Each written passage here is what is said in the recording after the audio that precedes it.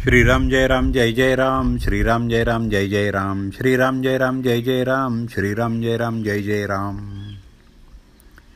7 जून. नित्यनेम म्हणजे काय? नित्यनेम म्हणजे काय? नित्याचा जो नेम तो खरा नित्यनेम आहे. नित्य कोण आहे? जो कधीही बदलत नाही तो.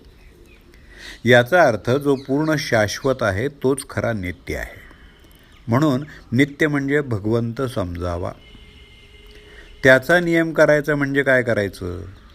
नियम करणं याचा अर्थ नियमन करणं, निग्रह करणं, वश करून घेणं, स्वाधीन ठेवणं हा आहे.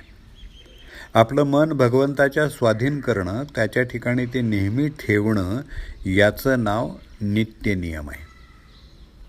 आजच्या आपल्या मनाच्या अवस्थेमध्ये ते सर्वस्वी भगवंताच्या स्वाधीन करता येत नाही.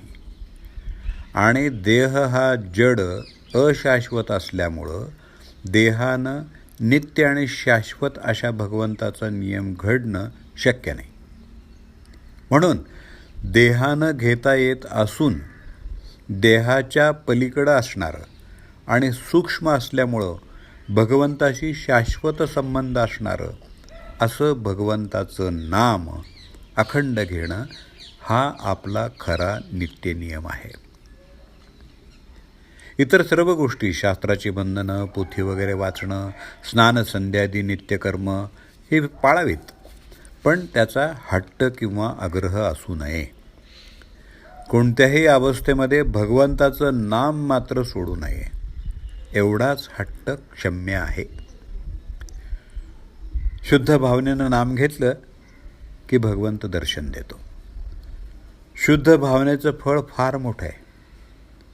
पुष्कळ वेळा गरीब आणि अशिक्षित लोकच या बाबतीत श्रेष्ठ असतात. आपण नाम घेत जावं, नामानं भावना शुद्ध होत जाते. खरं म्हणजे मनुष्याला जिवंत राहण्यासाठी हवेची जितकी जरुरी आहे तितकीच किंबहुना त्याहूनही जास्त जरुरी परमार्थामध्ये भगवंताच्या नामाची आहे. भगवंताच्या नामाशिवाय न राहण्याचा संकल्प प्रत्येक माणसानं केला पाहिजे.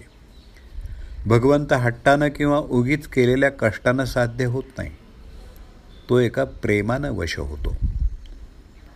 प्रेमामध्ये हट्ट आणि कष्ट झाले तर ते शोभतात आणि हिताचे होतात. आपण भक्तांचं प्रेम न पाहता त्यांचा हट्ट आणि कष्ट तेवढे बघतो. जो मनुष्य 3.5 कोटी रामनामाचा जप करेल त्याला भगवंताच्या प्रेमाचा अनुभव आल्या वाचून राहणार नाही.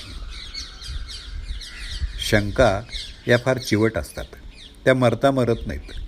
शिवाय काही शंका आचरणानं आणि अनुभवानंच नाहीशा होतात. म्हणून मनात शंका असल्या तरी नाम सोडू नये.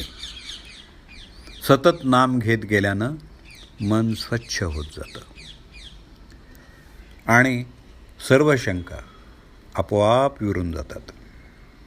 लंकेमध्ये रावणाच्या बंदिवासात अशोकवनात सीता असताना तिच्या सान्निध्याच्या प्रभावामुळं तिथली झाडं, पक्षी, दगड या सगळ्यांना रामनामाचं प्रेम लागलं होतं असं वर्णन आहे. रामनामाचं प्रेम आणि भगवंताचं प्रेम ही दोन्ही एकच आहेत. नामात शेवटचा श्वास गेला पाहिजे, यातच जीवनाचं सर्वस्व आहे. ध्रुवासारखी नामावर निष्ठा पाहिजे. प्रत्यक्ष भगवंत समोर आले तरी त्यानं नाम सोडलं नाही.